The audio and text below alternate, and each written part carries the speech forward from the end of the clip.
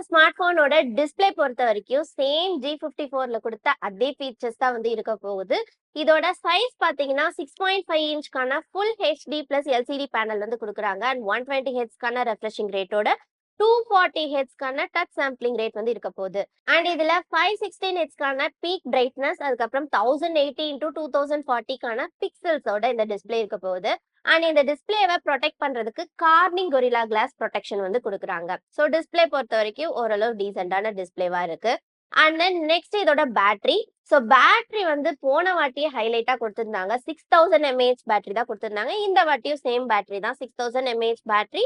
அதை சப்போர்ட் பண்றதுக்கு 33 வாட்ஸ்க்கான charging support வந்து கொடுக்குறாங்க. நெக்ஸ்ட் இந்த மோட்டோ G64 ஸ்மார்ட் போனோட கேமரா பாத்தீங்கன்னா சேம் ஃபீச்சர்ஸ் தான், பெருசா எந்த ஒரு அப்கிரேடேஷனுமே பண்ணல. ஸோ ரியர் சைடில் வந்து டியூயல் ரியர் செட்டப் கொடுத்துருக்காங்க. 50 மெகா பிக்சலுக்கான primary camera with optical image